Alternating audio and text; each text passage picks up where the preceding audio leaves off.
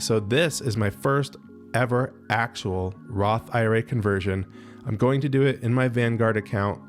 In my traditional IRA account at Vanguard, it's a small balance in there. I have $5,206.50 right now, and I'm going to convert that entire amount to Roth IRA. I'm going to follow the steps that Vanguard lays out and just see how the process goes. So I've logged into my account and I'm going to navigate over to my traditional IRA brokerage account. Okay, it pulls up that account. It's the middle of the trading day, by the way, and in this account, I'm invested in 2 ETFs, the total bond market ETF and an international stock ETF. And of course, I don't need to sell these or anything like that in order to do the conversion. I should be able to convert these positions as they are into a Roth IRA, knowing that there is this tax implication that I'm going to have to pay taxes on this money that I convert, because when the money in this account went into the account, I got a tax deduction. That was the reason I put it in originally into a traditional IRA. But now here, when I convert it to a Roth IRA, I am going to have to pay taxes on the full amount, not just the gains, but the entire amount that I convert from traditional IRA to Roth IRA. So I notice here at the top, there's a button right here, front and center, that says convert to Roth IRA. All right, and I'm going to click on that button and see what happens here. We get a page that explains the process, converting all or part of your traditional IRA into Roth IRA. Well, I'm going to convert all of my traditional IRA, and it tells us that this may be taxable, it's permanent, and I guess down here it's got some more information. Will your tax bracket be higher now or later? Well, right now it's going to be very low. That's why I'm doing this. Will you end up in a higher tax bracket in the year you convert? Well, again, that's not going to be an issue. All this money is going to be within the 10% bracket for me. Will you need the money in 5 years or less? That's a good point. As it says here, there's a 5-year holding period on withdrawals of money that were part of a Roth conversion. So if you think you'll need the money within that time, you could end up owing the taxes you were hoping to minimize with a conversion. So I know I'm not going to need that money, but that is a good point. Once I convert this money from traditional to Roth, I could withdraw it from the Roth without a penalty or anything, without additional taxes. But I do have to wait 5 years to do that. It's just this rule, this seasoning period rule that the IRS has. So once I do this conversion, wait 5 years, then I could pull this money out tax-free at that point. Although I'm not planning to do that. Once it goes into Roth, I'm hoping to leave it in the Roth for as long as possible so that it can grow as much as possible. And then where will you get the money to pay the conversion taxes? Well, if there are any conversion taxes for me that I'm going to have to pay, I will be pulling that out of my checking or savings account most likely. So not really an issue for me. All right, now I'll scroll back up and click this button here, start my Roth conversion. Am I ready to convert all or part of my traditional IRA to Roth IRA? Yes, I think I am. Before you get started, complete this checklist. Consider tax implications, ensure you don't need the funds for 5 years, have or open a Roth IRA account. That's a good point. I do already have a Roth IRA account here at Vanguard, and select which account you will convert from when I've already decided that. Okay, so I'm going to continue. Agree to proceed without withholding taxes. IRS penalties, blah, blah, blah. Yeah, no problem. I actually don't think I'll be paying any taxes when all is said and done. When you factor in 10% bracket, child tax credit, I will click I agree and then the continue button. All right, here we go. Now things are getting interesting. So let's get started. Select the account to convert funds from. So yes, I'm converting from this traditional IRA account, and it shows me the balance, what I'm invested in. Next, choose a full or partial conversion. Okay.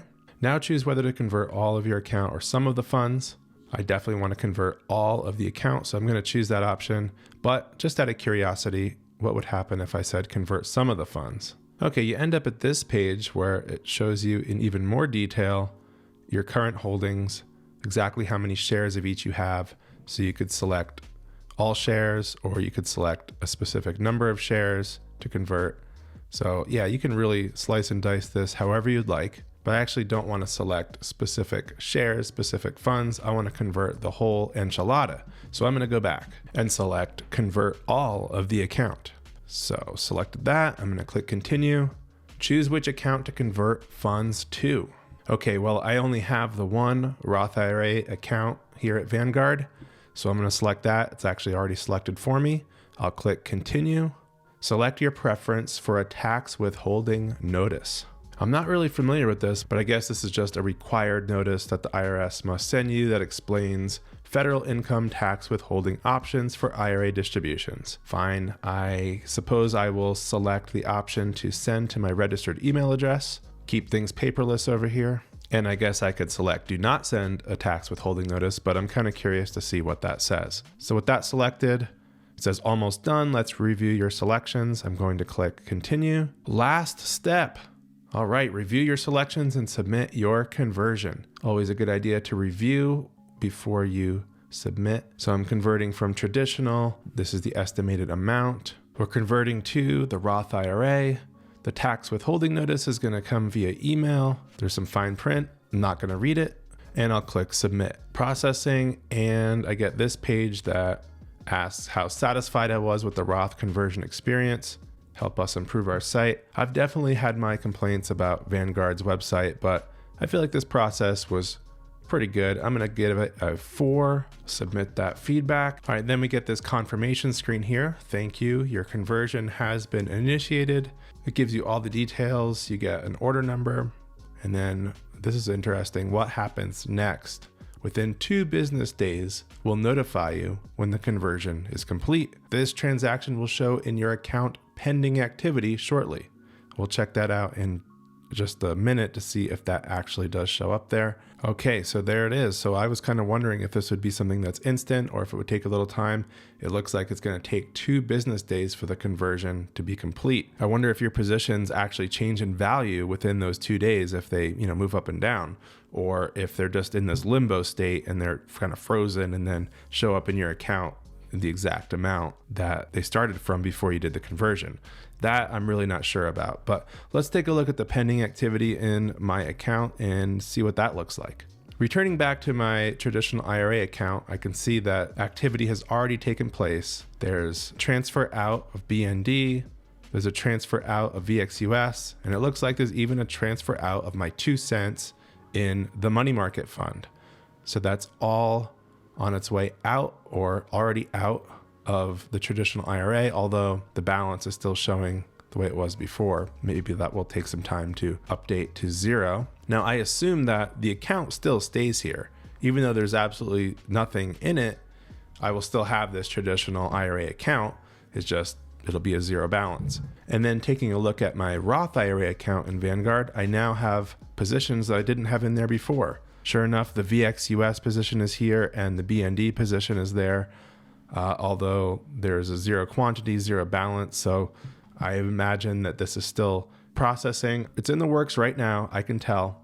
And if I show credit and debit details here, you can actually see the transfers in coming from that traditional IRA into my Roth IRA. So it kind of functions like a transfer from one account to the other. But of course, there are the tax implications as well because it's a conversion from traditional to Roth. So I think if you have a traditional IRA and a Roth IRA, both at Vanguard, and you want to convert some or all of the funds in the traditional IRA to Roth, as you can see, this is really easy to do at Vanguard. And by the way, if you want to transfer a traditional IRA that you might have at another brokerage outside of Vanguard, you would need to transfer it to Vanguard first as a traditional IRA. And once that traditional IRA is at Vanguard, then you can follow these steps to convert it to a Roth IRA at Vanguard.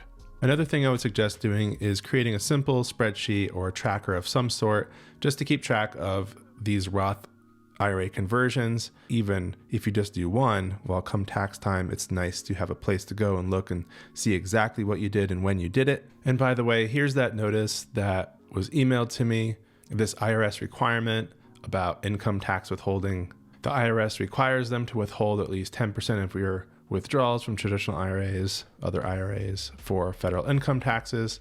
But if you instruct us not to withhold taxes, you will still owe federal income tax on the taxable portion of your IRA distributions. So this is all good stuff to be aware of. This doesn't impact me very much, but if you're doing larger conversions, this is definitely information that you should be aware of.